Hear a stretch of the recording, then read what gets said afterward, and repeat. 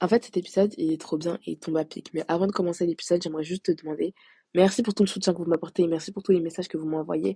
Mais est-ce que, s'il vous plaît, vous pourriez laisser des avis sur mon podcast directement?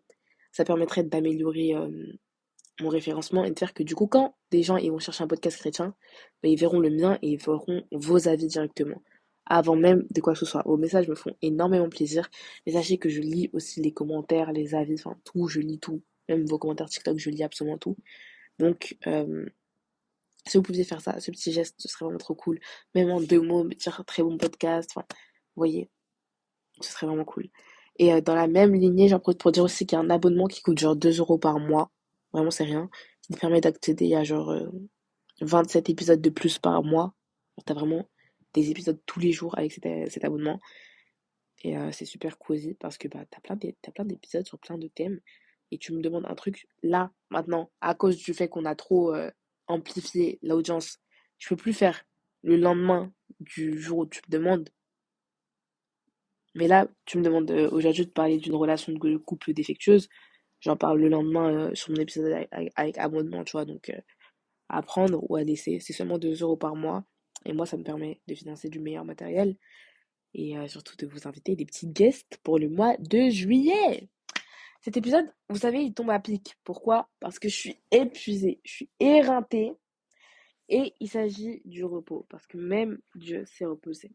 En fait, j'ai l'impression qu'en tant que femme, en tant qu'humain, on a cette tendance à penser que le repos, ça veut dire que tu es faible. Que le repos, ça veut dire euh, que, tu vois, le repos, c'est quelque chose qu'on fait à la fin, tu vois. Tu te reposes à la fin de la journée. Que c'est quelque chose qu'on fait à la fin. Alors que c'est quelque chose qui n'est pas le plus important, que c'est la conséquence de tout ce qu'on a fait dans la journée. Tu vois ce que je veux dire? Alors que pour moi, le repos, mais c'est totalement quelque chose qui est à prendre en priorité. J'ai remarqué que quand j'allais à la salle tous les jours et que je me reposais pas assez, j'avais pas de résultat.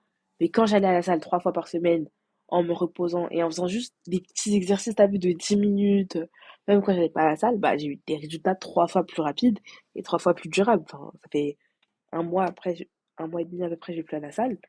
Rien n'a changé alors que, voilà, tu vois. Et j'ai remarqué que c'est en fait le fait de se reposer, c'est non seulement pour accorder à son corps une pause, parce qu'on est des humains, on fonctionne comme ça, on a besoin de prendre une pause pour mieux fonctionner, mais aussi c'est le fait que toi tu arrives à réaliser et à prendre du recul sur ce que tu as déjà fait. Genre, je sais pas, quand tu te reposes, là, quand tu es dans ton lit, tu te dis, ah, je suis fatiguée parce que j'ai fait ça, ça, ça, ça, ça, ça, ça. Mais si tu prends pas le temps de te reposer, tu te dis, bon, là, faut que je dorme, comme ça, demain, je peux continuer à faire ça, tu vois, tu t'as pas t'as pas cette sensation d'avoir accompli quelque chose. Parce que l'accomplissement, il se finit par le repos.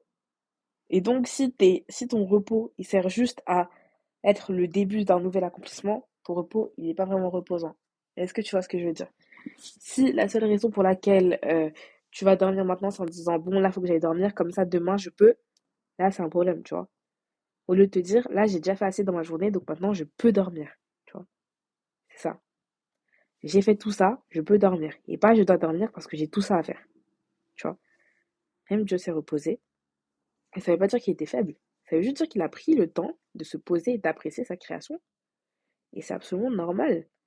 Ça veut dire que pendant une période, il n'y a pas eu de variation sur ce qu'il faisait.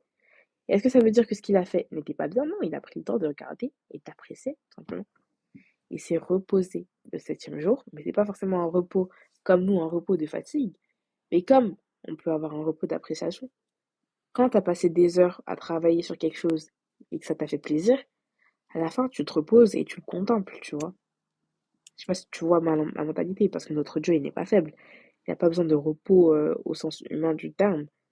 Mais faut quand même se dire que la Bible elle a été écrite pour être comprise par des musulmans. Donc quand Dieu s'est reposé, c'est vraiment que il a pris le temps de faire une pause, en fait. Reposer, il a fait une pause et a pris le temps de voir ce qu'il a fait et de dire que tout ce qu'il a fait était bon. Et si Dieu le fait sur sa création qui est parfaite, on devrait reprendre ce même schéma, de se dire qu'après avoir fait quelque chose, on devrait prendre le temps juste de se poser, de se dire, ok, ce que j'ai fait, c'est bien. Et en plus, ça ouvre plus la porte à Dieu parce qu'on est plus reconnaissant après ça. On se dit plus, ah waouh, merci Seigneur, tu vois. Donc, c'était mon petit avis. fait un petit épisode rapide et efficace, donc j'espère que ça t'a plu. Et on se retrouve très bientôt pour un nouvel épisode.